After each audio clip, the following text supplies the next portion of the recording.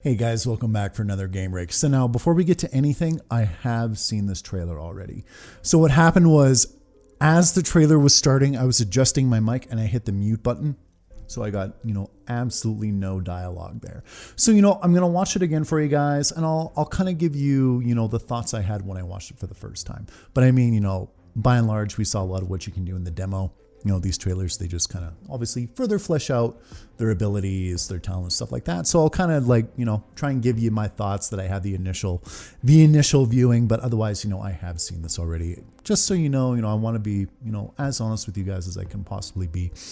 So knowing that, if you want to stick around and, watch me watch this again, cool. If not, I totally get it. Anyway, let's get to it. And I was very impressed, with what I saw the first time watching it. So let's do this. Given Liyue's present prosperity, it's only natural that the city's operational support should match its scale.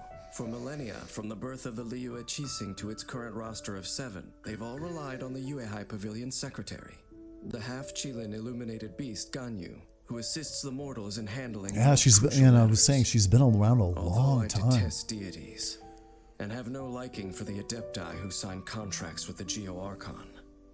A person like Ganyu is still deserving of my respect. Yeah, and I find it so interesting. Obviously, he doesn't like deities, but he still respects her, which is quite telling.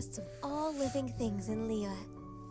It is said that when a Qilin is brought to fight, the sun will lose its light. Ganyu is a force to be reckoned with, an archer with an exceptional aptitude for aimed shots. Her mastery over cryo lends itself well to high damage burst attacks, while her skills are of great help. And I was really impressed with her range abilities. Through centuries of training, Ganyu's archery has reached the acme of perfection. And I was saying before, they love showing that shot. And I just like the way, in general, this game shows archers, makes them a bit more kind of athletic, a bit more going on with their movements.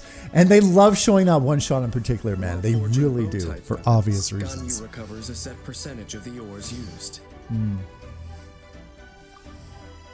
Her normal attack can combo up to 6 consecutive shots, dealing physical damage to enemies. Charging the attack executes a more precise shot that deals increased damage. Based on its charge time, the shot generates different effects. Charge level 1 fires off an icy arrow that deals cryo damage. This next part I wrote down. Charge level 2 fires off a frost flake arrow that deals cryo damage and blooms. Yeah, I like how it has the different target, charges, AoE hit different enemies. Just more versatility, right? Frost flake arrow's power is best used against distant groups of enemies to maximize its effect. After unlocking the talent Undivided Heart, within a set period of time after shooting a Frost Flake arrow, the next Frost Flake arrow and its bloom will receive a crit rate bonus. Tap Ganyu's elemental skill to dash backward, leaving an Ice Lotus in her place that deals cryo damage and continuously taunts surrounding enemies, and then this is awesome. The fact that she gets a taunt. She's obviously a ranged attacker still, great crowd control. Obviously being made out to be a good sub DPS character. Ice Lotus's endurance scales based on Ganyu's max HP. Dexterous use of Ice Lotus can effectively redirect enemy fire, creating a safe environment. Yeah, and that's great. They'll just leave her alone as she's, free to pummel them from a distance. And the elemental burst, I just love the the choreography of it, just like that small sphere becoming like a huge ball above her. I just love the way that looks.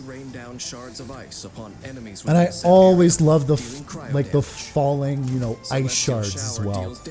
While serving as a reliable source of cryo that allows Ganyu's allies to trigger always love that look. Elemental reactions and further increase their damage. Looks ridiculously good. After unlocking the talent Harmony Between Heaven and Earth with Ganyu in your party, all active party members within Celestial Shower's AoE gain a cryo damage bonus. Yeah, just what a beast. As an archer, Ganyu knows to and of course they settle on that shot there too, right?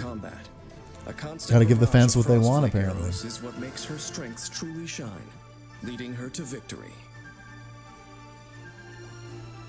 Ganyu can use her elemental skill to get out of harm's way and taunt her opponents, allowing her to then fire Frost Flake arrows. Yeah, she just looks like a lot of fun to damage use. to groups of enemies from afar.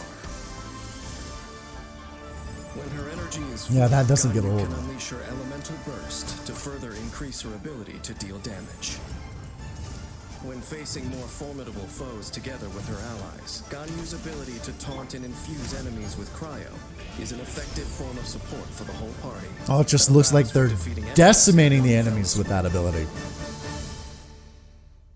The Liyue Qixing has changed over generations. Oh, yeah, this last Centuries have part, too. passed in the blink of an eye. Ganyu's accompanied Liyue through many a storm, but Liyue Harbor itself, can this city really become a safe harbor for an Adeptus in the world of mortals? When the Geo-Archon Morax was alive, an Adeptus like Ganyu could find a sense of belonging in the human city. But at present, when the rite of parting has already marked his end, the loneliness of an inhuman living in the human world, will it take Ganyu over completely?